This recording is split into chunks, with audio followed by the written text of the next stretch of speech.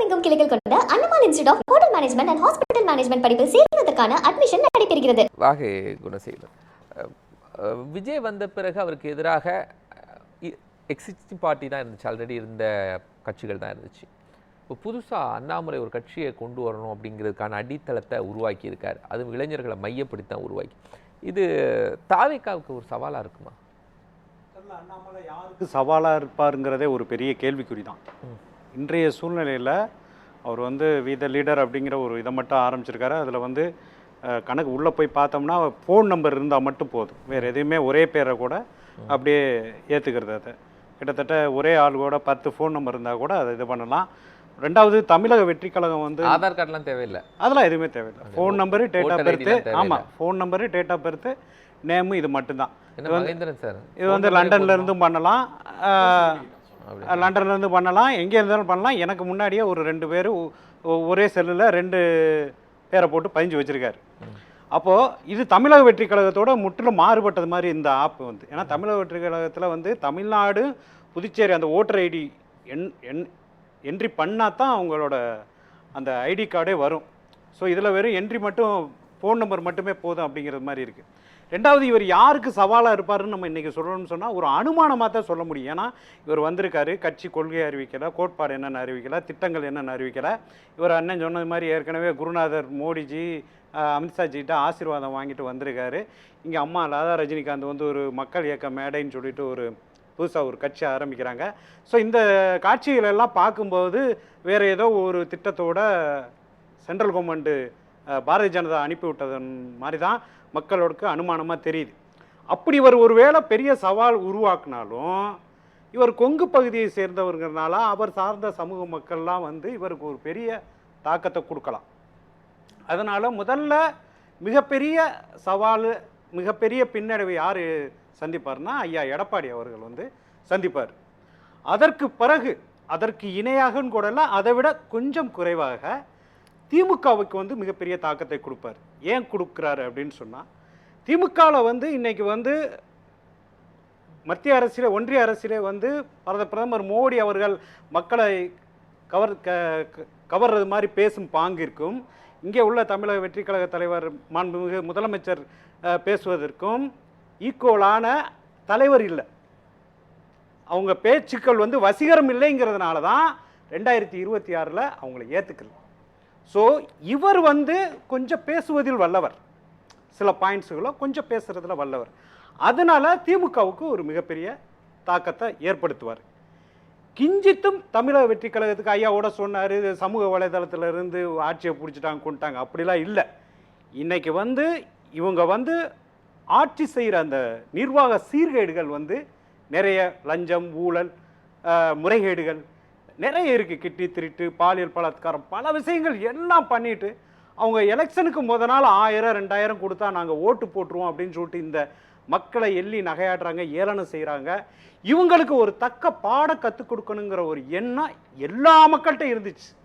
சமூக வலைதளம் மட்டும் கிடையாது, இளைஞர்கள், பெண்கள், இல்லத்தரசிகள், முதியோர்கள் முதற்கொண்டு விசில்ல வாக்களித்ததை உண்மை. அதனால தான் இந்த 35% இடத்துக்கு போய் வந்திருக்கேன். இதை வந்து இப்போ புதுசாக வந்திருக்கிற ஐயா அண்ணாமலையோ இல்லை ஏற்கனவே இருக்கிற திமுகவோ அதிமுகவோ தமிழக வெற்றி கழகத்தை அசைத்து பார்க்க முடியாது. இல்லை, இப்போ தமிழக வெற்றி கழகம் ஆட்சிக்கு வந்த பிறகு கூட சட்டம் ஒழுங்கு பிரச்சனை அப்படிங்கிறது இருக்க தானே செய்யுது. அப்போ மக்கள் நாங்கள் ஒரு தேர்ட் ஆப்ஷனாக விஜய்க்கு கொடுத்தோம், அது எங்களுக்கு சாட்டிஸ்ஃபையாக இல்லை அப்படிங்கும்போது அவங்க இன்னொரு நீடுக்குள்ளே போவாங்க. நீங்கள் சட்டம் ஒழுங்கு பிரச்சனையை வந்து ஒப்பீடு பண்ணும்போது, உதாரணத்துக்கு கடந்த ஆட்சியில் அண்ணா பல்கலைக்கழகையில் ஒரு மாணவிக்கு வந்து, இல்லை நான் சொல்லிக்கிறேன், ஒரு மாணவிக்கு வந்து ஒரு இது நடத்தும் போது அது எஃப்ஐஆர் போடும்போதே போடுறதுக்கே ரொம்ப லேட் ஆகுது. ஆனால் இங்கே வந்து உடனுக்குடனே போட்டு அதை சீர் செய்கிறாங்க. புரியுதுங்களா? அதைத்தான் நான் சொல்ல வரேன். அதாவது அந்த காவல்துறை காட்டுற கடுமையான நடவடிக்கை, எடுக்கும் தீவிர அக்கறை, அதைத்தான் நான் சொல்ல வர்றேன். ஒரு லா அண்ட் ஆர்டர் எப்படி இருக்கணும் அப்படிங்கிறது மாதிரி சொல்கிறேன். நம்ம வந்து அடுத்து இந்த பாயிண்ட்டுக்குள்ளே வந்துடுவோம். இப்போது இந்த ஒரு கட்சி ஆரம்பிச்சினாலும் ஒன்று வந்து இங்கே வந்து ஒன்றும் இது வராது, தாவேக்காவுக்கு இழப்பு வராது. ஏன்னு சொன்னால் இந்த 13 வயசுலேருந்து 18 வயசு இருக்கிற இந்த குழந்தைகள் அடுத்து வந்து ஒரு 70 லட்சம் பேர் வந்துடுவாங்க. அதே மாதிரி 70 வயசுக்கு மேலே உள்ள வந்து வாக்குகள் வந்து குறையும். இதன் காரணத்தை, இதன் அடிப்படையில் இப்போ 1,72,00,000 வாக்கு வாங்கியிருக்கிற இந்த தமிழக வெற்றி கழகம் அடுத்து 2,30,00,000 கூட போகும். இல்லை அப்படிதான் திமுக கால்குலேட் பண்ணாங்க, அதிமுக கால்குலேட் பண்ணாங்க. ஆனால் தப்பு செய்யும் போது இதே ஜென்சி அடுத்து ஜென் ஆல்பா எல்லாரும் என்ன பண்ணுவாங்க? தவறு செஞ்சவங்களை கேள்வி கேட்க தானே செய்வாங்க. தவறு இதுவரைக்கும் சட்டம் ஒழுங்கு முறையாக பாதுகாக்கப்படவில்லைன்னா அவங்களும் தங்களுக்கு எதிராக தானே மாறுவாங்க. இல்ல இதை இன்னைக்கு வந்து பொதுப்பணித்துறை இதுக்கு முன்னாடி திமுகவுக்கு ஒரு ஒரு வாக்கு வங்கி இருந்துட்டு இருந்துச்சு, அதிமுகவுக்கு வாக்கு வங்கி இருந்துச்சு. விஜய்க்கு எப்படி மாறுச்சு? அது அப்படியே அவங்களுக்கு மாற்ற வேணும் இருந்தாங்க, தண்டிக்கப்படணும்னு நினைச்சாங்க. அதுக்கு சாத்தியக்கூறே இல்லைங்கிற. இன்னைக்கு தான் பொதுப்பணித்துறை எல்லாம் டெண்டர் விட்டவங்க வெளியில வந்து சொல்றாங்க, எங்க வாழ்க்கையில கடந்த 20 வருஷமா நடந்த டெண்டர்கள்ல நாங்க வந்து என்ன ஆகுமோ ஏதாகுமோன்னு பயந்து வந்து நாங்க டெண்டர் எடுப்போம், முழு மனநிறைவோடு எடுத்துட்டு வந்து இருக்கோம், 5 பைசா கமிஷன் கிடையாது. இப்போ நீங்க கட்டுற கட்டடம் தரமில்லைன்னா தான் எங்களை வந்து திட்டம்னு சொல்றாங்க. நாங்க வந்து கோடானு கோடு நன்றி சொல்றோம். எங்களை மாதிரி ஒப்பந்ததாரர் வாழ்க்கையில வந்து இந்த தமிழக வெற்றி கழக அரசு வந்து ஒளிவிளக்கு ஏற்றி வச்சிருக்குங்கிறது மாதிரி நன்றி சொல்லிட்டு போறாங்க. ஸோ இந்த மாதிரி வெளிப்படைத்தன்மை நேர்மையான ஆட்சி முறைகள் போகும்போது நீங்க வெஸ்ட் பெங்காலில் வந்து புத்ததேவ் பட்டாச்சாரியா ஐயா ஜோதிபாஸ் மாதிரி கிட்டத்தட்ட 20 வருஷம் 25 வருஷம் 30 வருஷம் கூட தமிழக வெற்றி கழக ஆட்சி வந்து இந்த தமிழ் மண்ணில் மலருங்கிறதுல எந்த சந்தேகமும் கிடையாது. அதை வந்து யார் ஐயா அண்ணாமலையோ ஐயா உதயநிதியோ ஐயா மற்றும் பலரோ யாருமே ஒன்றும் செய்ய முடியாது. ஏன்னா அந்த அளவுக்கு நேர்மையின் சிகரமாக ஒரு ஆட்சி போய்கிட்டு இருக்குங்கிறத நான் சொல்கிறேன். விஜய் எடுத்த அதே சோஷியல் மீடியாவை அண்ணாமலை கையில் எடுத்திருக்கிறாரு, ஏன் கொண்டு சேர்க்க முடியாதா? சோசியல் மீடியாவில் நீங்கள் கடந்து வந்த பாதை என்ன? நீங்கள் நேற்று வரைக்கும் இந்த ஐயா சொன்னது மாதிரி வேற ஒரு ஒரே சோப்பை வந்து வேற ஒரு பேரை போட்டு பண்ணால் அதை மக்கள் ஏற்றுக்குருவாங்களா? வால்மீகி தான் திருந்தி போய் ராமாயணம் எழுதினாரு, ஏற்றுக்கிட்டாங்களே. ஏற்றுக்கிட்டாங்க. இன்னைக்கு புராண காலத்தில் ஏற்றுக்கிட்டாங்க, இன்னைக்கு காலத்தில் ஏற்றுக்குவாங்களா? இப்போலாம் ஏற்றுக்க மாட்டாங்க. இப்போ மக்கள் ஒவ்வொன்றையும் தெளிவாக பார்க்குறாங்க. இங்கேருந்து வருதா இந்த அஜெண்டா, அங்கே போதா, சரி அங்கேருந்து இந்த அஜெண்டா வருதா, அப்போ புதுசாக ஒன்று ஃபார்ம் பண்ணுறாங்களா? ஸோ இளைஞர்கள் ஓட்டை பிரித்து கடைசி காலத்தில் அவங்க வந்து திமுகவோட ஒரு கூட்டணி வச்சு ஒரு ஆர்எஸ்எஸ் பின்புலத்தோட ஆட்சி அமைக்கணும்னு பிளான் பண்ணுறாங்களா? அப்படிங்கிறதெல்லாம் மக்கள் இன்னைக்கு தெளிவாக ஒவ்வொருத்தவங்களுக்கு எல்லாம் ஃபோன்லேயே எல்லாம் கண்டுபிடிச்சிடுறாங்க. பலகட்ட ஆராய்ச்சி வந்து ஃபோன்லேயே பண்ணிடுறாங்க. அதனால் மக்கள்லாம் வந்து இவர் யாருக்கு சவாலாக இருப்பாருங்கிறது மிகப்பெரிய கேள்விக்குறி. அடுத்தடுத்து இவரோட அந்த ஸ்டெப்ஸ், கொள்கைகள், கோட்பாடுகள், திட்டங்கள், போராட்டங்கள், அவர் காட்டுற அக்கறைகள், இதை பொறுத்து வந்து மக்களின் மனநிலை மாறலாம். ஒரு பதவிகள் எல்லாம் விட்டுட்டு அடிப்படை உறுப்பினர்லேருந்து வந்து ஒரு இயக்கத்துக்கு வரணும், இதெல்லாம் கால்குலேட் பண்ணாமல் நம்மளை வெளில வருவார். பெரிய வார் ரூமை ஹேண்டில் பண்ணவர், வார் ரூம் ஸ்ட்ராட்டஜி தெரியும், மக்களுடைய பல்ஸு டிஜிட்டல் மீடியா மூலமாக எப்படி கண்ட்ரோல் பண்ணணும்னு தெரியும், இதெல்லாம் தெரிந்தவர் இது தெரியாமலே புது கட்சிக்குள்ளே வருவார். 18 மாதங்கள் நான் மன அழுத்தத்தில் இருந்தேன் அப்படின்ட்டார். ஏன்னா அவர் தலைவர் பதவி போனதுலேருந்து அவர் வந்து தனி கட்சி துவங்குற ஐடியாலே இருந்துகிட்டு இருந்தார். இந்த எலெக்ஷனுக்கு வந்து பொறுமையாக இருந்தாங்க. இப்போ வெற்றி தலைவர் வந்து ஆட்சியை பிடிச்சதோட அவருக்கு வந்து ஒரு நம்பிக்கை வந்துருச்சு. ஸோ சமூக வலைதளங்கள்லாம் நம்ம ஆக்டிவாக இருந்தோம்னா கண்டிப்பாக ஆட்சியை பிடிச்சிடலாம் அப்படிங்கிற ஒரு எண்ணம் வந்து வந்திருக்கு. அது போயிட்டு தான் போகும்.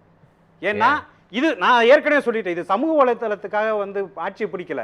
இங்கே வந்து ஒரு வெற்றிடம் இருந்துச்சு, இங்கே ஒரு தலைவருக்கான தேவை இருந்துச்சு. 2 பெரும் தலைவர்களுமே மறைமுக கூட்டு வைத்துக்கொண்டு பாரதிய ஜனதாவோட கூட்டு வைத்துக்கொண்டு இந்த தமிழக மக்களையும் தமிழர்களையும் அடிமையாகவும் சொத்துக்களை அபகரிப்பதிலுமே குறியா இருந்தாரே தவிர நல்ல செய்ய வேண்டும் என்ற எண்ணத்தில் இல்லை. உதாரணத்துக்கு ஒரு ஆயாமா, ஒரு அங்கன்வாடியிலே ஒரு ஆயாமா வேலை என்றால் கிளை செயலாளருக்கு 1 லட்சமும் ஒன்றிய செயலாளருக்கு 2 லட்சமும் மாவட்ட செயலாளருக்கு 3 லட்சமும் மொத்தம் 6 லட்சம் கேட்கக்கூடிய ஒரு அவல நிலை இருந்தது. ஒரு அங்கன்வாடி ஊழியர், ஒரு சத்துணவு அமைப்பாளர், எதா இருந்தாலும் சரி, ஒரு பட்டா மாறுதலிருந்தே ஒரு சிஎம் அது கண்ட்ரோல் சார். பட் சட்டம் ஒழுங்கு பிரச்சனை இல்ல, நான் சட்டம் ஒழுங்கு சொல்லல, அவங்க பொதுமக்களுக்கு கொடுத்த தொந்தரவு சொல்றேன். பொதுமக்களுக்கு கொடுக்குற சட்டம் ஒழுங்கும் பிரச்சனை தானே. போதையை தட்டி கேட்கிறவங்க அவங்க வெட்டப்படுறாங்க, அடிக்கப்படுறாங்க. அது கடந்த ஆட்சியில் நிறைய நடந்துச்சு, இந்த ஆட்சியிலும் இருக்குல்ல. இதை இப்போ வந்து ஒவ்வொன்றா இந்த எங்களோட அந்த புல்லுருவிகள்லாம் யாருன்னு சொல்லிட்டு ஒன் பை ஒன்னா இப்போ தான் ஆட்சிக்கு வந்து 1 மாதம் தான் ஆகுது. ஏற்கனவே எங்கள் மாண்புமிகு பொதுப்பணித்துறை அமைச்சர் ஐயா ஆதவர்ஜன் அவர் சொல்லுங்க, எங்களுக்கு ஒரு 6 மாதம் டைம் கொடுங்கன்னு சொல்லியிருக்காரு. 6 மாதம் இல்லை, 60 நாள் கேட்டிருக்காரு. ஓகேங்களா? 60 நாளில் அப்போ இருந்த காவல்துறை அதிகாரம் தானே, டிபார்ட்மெண்ட் தானே மாற்றி விட்ருக்கீங்க. இப்போ இல்லை, உங்களுக்கு சாட்டையை சுழற்ற உங்கள் கையில் இருக்குல்ல, உங்களுக்கு சாட்டையை இறுக்கி பிடிக்கிறதுக்கும் பவர் சென்டர்ஸ் மூலமாக இறுக்கி பிடிக்கிறத இலகுவா விடுறதுக்கு நிறைய இருக்குல்ல. எங்கள் தலைவர் பதவி இருக்கும்போதே சொல்லிட்டார்ல, இங்கே ஒரே பவர் சென்டர் தான், நான் மட்டும்தான், வேற யாரும் அங்கே எதுக்குன்னு இடம் இல்லைன்ட்டார்ல. அப்போ எல்லா அதிகாரிகளும், எல்லா ஐஏஎஸ் அதிகாரிகளும், எல்லா டிஜிபி அதிகாரிகளும் தெரியுதுல்ல. அதே மாதிரி அண்ணாமலை இன்னொரு சென்டருக்குள்ள வராரு. அவர் சொன்னா நம்ப மாட்டாங்களா? ஆட்சிக்கு வந்த பின்னாடி நடக்க வேண்டியது தானே.